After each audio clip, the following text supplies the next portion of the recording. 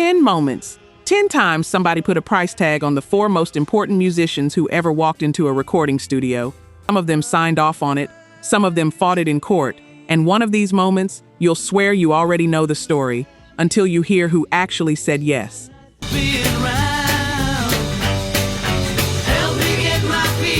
1965, Saturday morning. He blew his mind out in a car. Picture a kid in America, bowl of cereal, September 1965, and there they are, John, Paul, George, and Ringo, in cartoon form, telling him to sing along.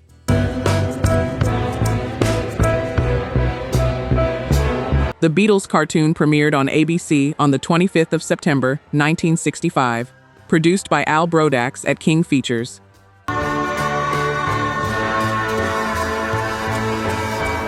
"39 episodes. Every episode built a goofy little adventure around a real Beatles song, with sing-alongs baked in for the kids at home." The lights had changed. A crowd of And here's the thing nobody mentions when they get nostalgic about it. That's not them. Voice actors did all 4 Beatles. having read the book. Their music, their faces, their names, their accents, that weren't their accents. Somebody else did the talking. The show was a hit.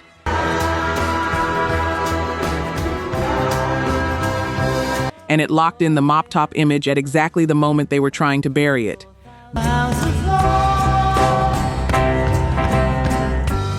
By late 1965, their sound was already moving somewhere the cartoon couldn't follow.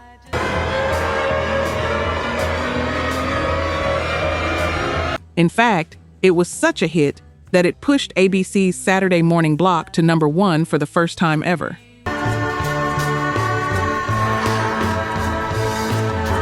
Now the twist. Epstein hated it. He went directly to British television and worked to keep it off the air in the UK. I read the news today. So British kids didn't grow up with it.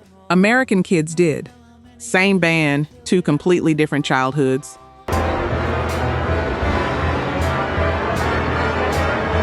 The band themselves weren't fans. They were making Rubber Soul while a cartoon version of them was doing pratfalls at 9 in the morning.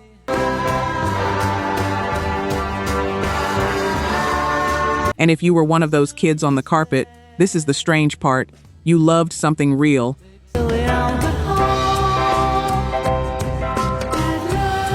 The songs were real. That's what makes this one hard to file. The product was fake, and the music inside it wasn't.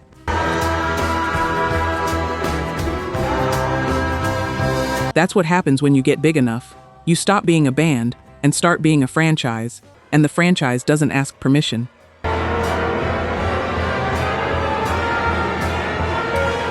"9, 1968, the movie they didn't want to make.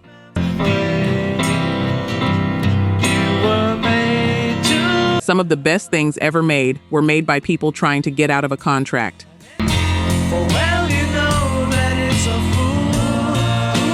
This is the biggest example in rock history. The Beatles signed a 3-picture deal with United Artists. A Hard Day's Night in 1964, Help in 1965, both hits.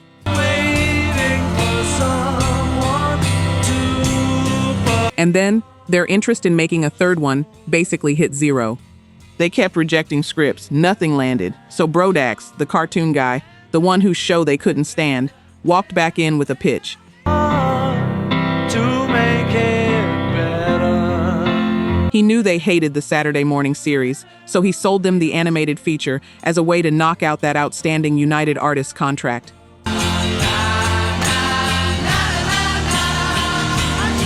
They wouldn't have to act. They wouldn't have to voice themselves. They'd owe 4 songs. That's the deal. That's the whole origin.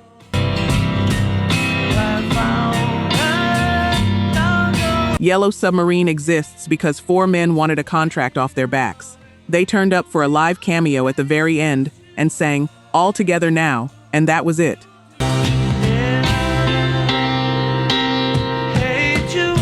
And then here's what's wild. It came out in 1968, and it became one of the most beloved things with their name on it.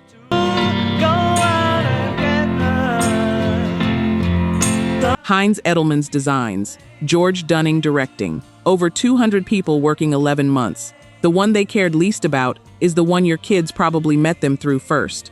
Hey Jude, don't be a... Okay, this part gets messy, so stay with me. Some accounts say the film satisfied that United Artists deal. Others say United Artists rejected it as the third picture.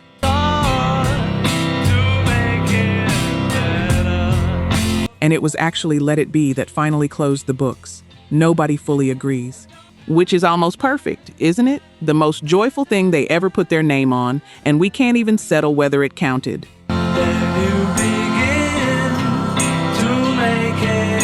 Sometimes the thing you do purely to get paid outlives the things you bled for. That doesn't feel fair. It's just true.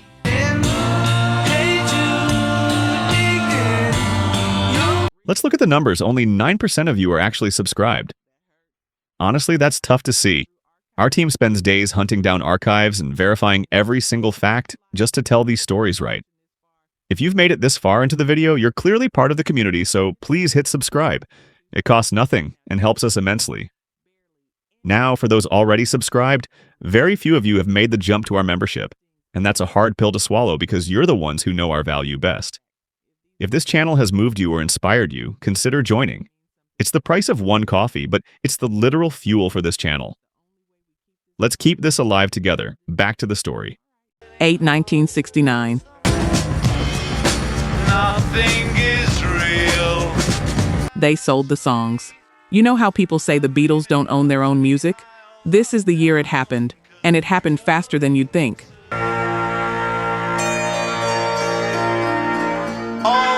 Northern Songs was the publishing company holding almost everything Lennon and McCartney wrote.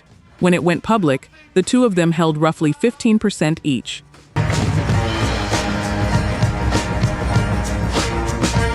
Harrison and Starr had about 1.6% between them. Dick James and the chairman kept 37.5%. But it's all right. That is, I think it's not. Then in 1969, James sold his stake to Lou Grade's ATV without warning Lennon or McCartney.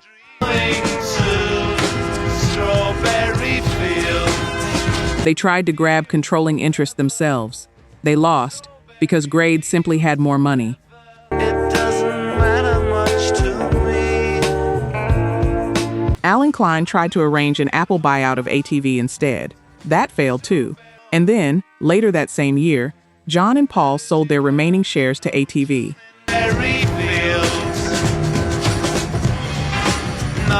Walked away from the publishing on their own catalog. They were what? 28 and 29 years old. Let me take you down, 'cause I'm gone. Nobody tells you at 28 that the thing you're signing outlives you. Now here's the second gut punch, and it takes 16 years to land.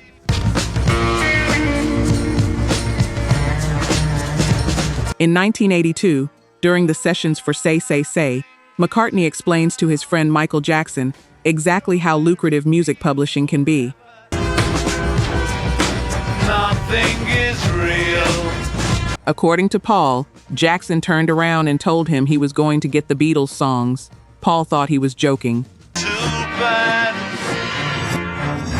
Let me take you. On the 10th of August, 1985, Jackson closed a $47.5 million deal for ATV Music, 4,000 songs, around 250 of them Lennon-McCartney. Forever. McCartney's public verdict was that doing something like that was dodgy. The friendship never really recovered. And if you've ever explained something to somebody and then watched them use it on you, you know that exact feeling. It's not rage. It's quieter than that. It's the sound of a door closing.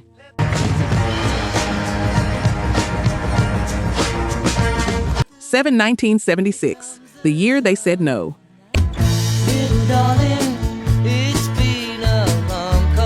Everything so far has been about somebody cashing in. This one's about the biggest check they ever refused. Promoter Bill Sargent had been circling since 1974, starting around $10 million. On the 19th of September, 1976, Sid Bernstein, the man who'd promoted their first American tours, took out an ad in the New York Times offering $230 million for one charity reunion show. $230 $230 million in 1976. They said no. McCartney later explained why it never happened. There'd be 3 of them thinking maybe, and the 4th would veto it. There was never a single moment when all 4 wanted to do it. Now here's the part I love. On the 24th of April that same year, Lorne Michaels went on Saturday Night Live and offered the Beatles $3,000. 3 songs, he held up a check, told them they could divide it however they wanted. If they wanted to give Ringo less, that was their business. And John and Paul were sitting in the Dakota watching it, together. That night, they talked about getting in a cab and just walking into the studio as a gag, and then decided they were too tired. Too tired, that's how close it came. Michaels bumped it to 3,200 the following week.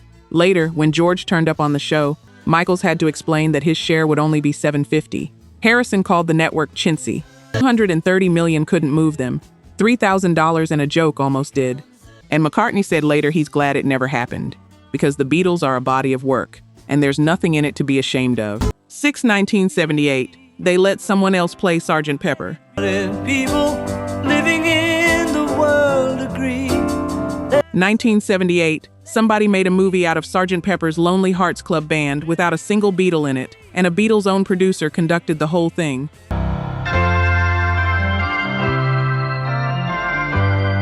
Robert Stigwood produced it, Michael Schultz directed, and the cast was the Bee Gees, Peter Frampton, Steve Martin, George Burns, Aerosmith, Alice Cooper, Earth, Wind and Fire, and Billy Preston.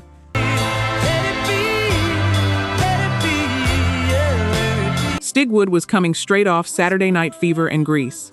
And George Martin, the man in the booth for nearly everything the Beatles ever recorded, served as musical director, conductor, arranger, and producer.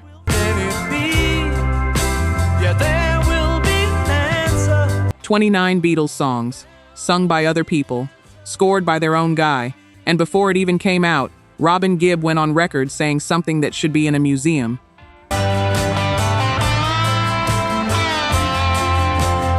He said kids today didn't know Sgt. Pepper, and once they saw the film, theirs would be the version people remembered, that the Beatles would be secondary, that it would be as if the original never existed. Let it be, let it be, let it be. Read that again. That's the confidence in the room in 1978. Here's what happened instead. It flopped commercially, and it wiped out the profits of Stigwood's company.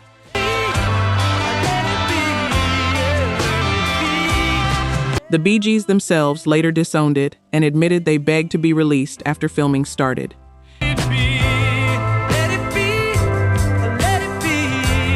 And the soundtrack became the first album in history to return platinum. Over 4 million copies shipped back off store shelves, with hundreds of thousands of them destroyed.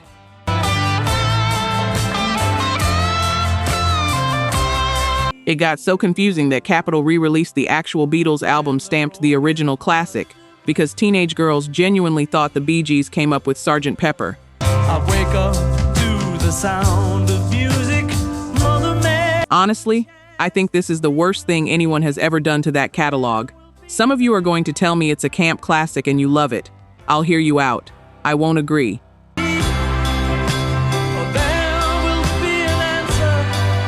1984, Paul re-records Yesterday. There's a shadow hanging over me. Oh, yes. There's a version of Yesterday you've probably never heard. Paul cut it in the 80s, for a movie, about his master tapes going missing. Give my regards to Broad Street. For yesterday. Directed by Peter Webb, written by Paul, starring Paul, Ringo, Linda McCartney, Barbara Bach, Tracy Ullman, and Ralph Richardson. She had to go, no. Willie Russell wrote a script that got rejected. Tom Stoppard came in to help. Then McCartney scrapped it all and wrote the screenplay himself. She wouldn't say. The plot is that the master tapes for his new album go missing and then get found. That's it. That's the movie. Oh, I believe in yesterday. But the soundtrack is where this belongs on the list. He re-recorded the old material, Beatles songs, Wings songs, and he didn't reinterpret them. He replicated the originals. Why she had to. right down to the same solos. Roger Ebert noticed it immediately. They sounded uncannily like the records you already owned. I'm not half the man I used to be. Now here's the detail that stopped me cold. Ringo reportedly refused to take part in the re-recording sessions for the Beatles classics. She wouldn't say He showed up on screen as himself, and that was as far as he'd go. One Beatle recutting the catalog, the other one saying, "Not with me." Now it looks as though they're here. The film cost around $9 million and made about 1.4. The one thing that survived is No More Lonely Nights. Oh, I believe in yesterday. A genuine hit, nominated for a Golden Globe and a BAFTA, with David Gilmour playing the solo. Suddenly. And if you've ever gone back to redo something you got right the first time, a photo, a letter, a room you painted, you know how that ends.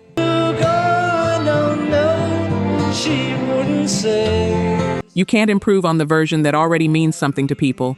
You can only make a copy of it. And a copy of yesterday is just a copy. I said something. For 2006 to 2010, the catalog becomes a product line.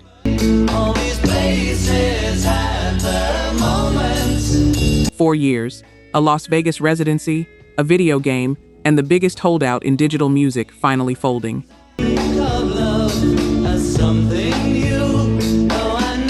Watch how fast it goes. It starts with George Harrison, of all people, talking to Cirque du Soleil founder Guy Laliberte around 2000.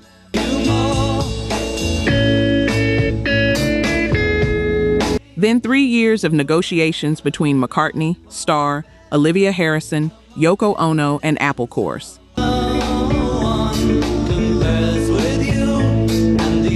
And here's the first save. Cirque originally wanted to update the sound with modern remixes, the way A Little Less Conversation had been done to Elvis.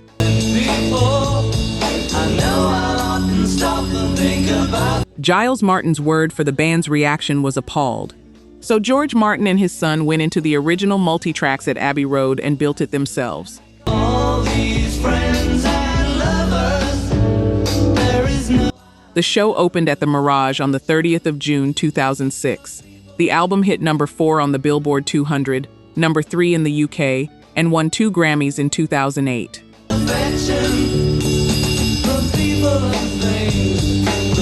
By its 10th anniversary, nearly 8 million people had seen it across more than 4,500 performances.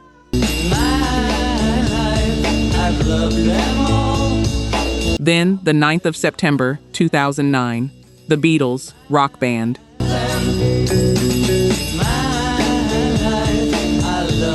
1995, the reunion that was a pizza. By the door, who is it for? All the 1995, Ringo Starr looks into a camera and starts talking about getting the lads back together. do they all come from? All alone. And if you were alive that year, your heart did something. Because 1995 was the anthology year, the documentary, the archive, free as a bird. Where a wedding has been, lives in a dream. A real, actual, no-kidding new Beatles record after 25 years. So Ringo says he'd do it in a second, says the fans will love it, says they've waited long enough. He just has to get the other lads to agree. With her name, nobody came. Father McKenzie. Then the camera pulls back, and the lads turn out to be 3 members of the Monkees, and the thing he's been talking about the whole time is stuffed crust pizza from Pizza Hut. Does he care?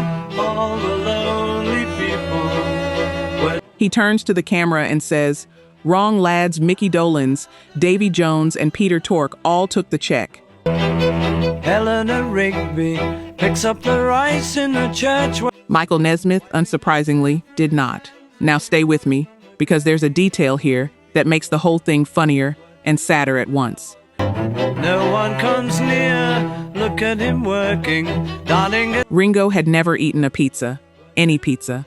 He said he's highly allergic to onions and garlic and spices. Never had a pizza, never had a curry.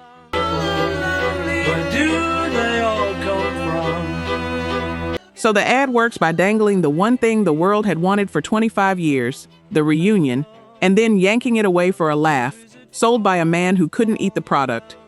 Writing the words of a sermon that no one will hear.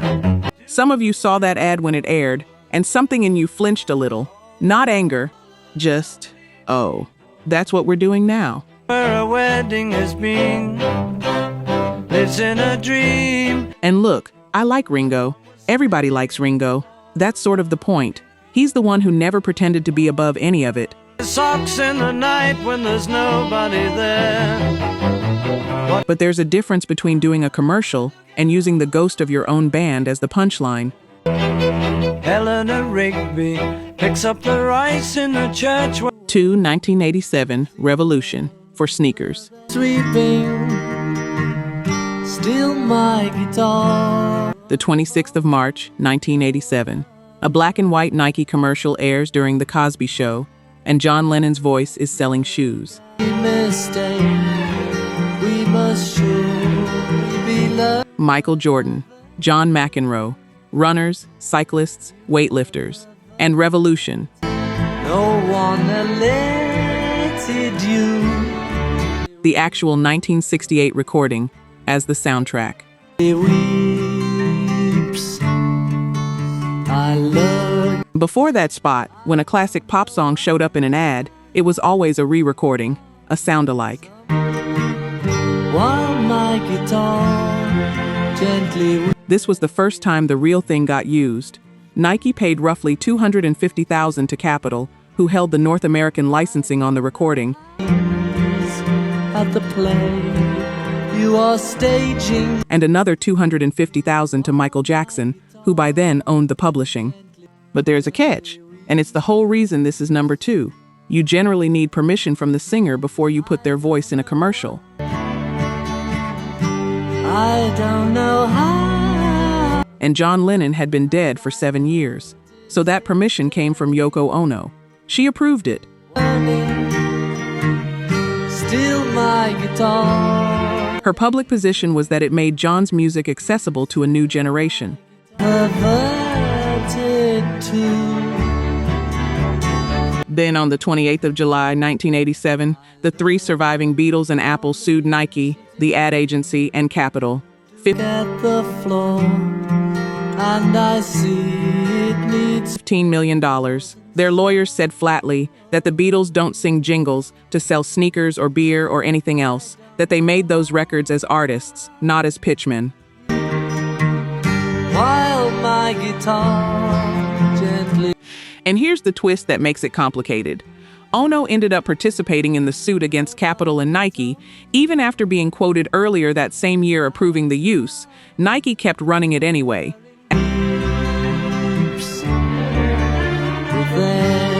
At least 4 versions, and finally pulled it in March of 1988 while the case was still open.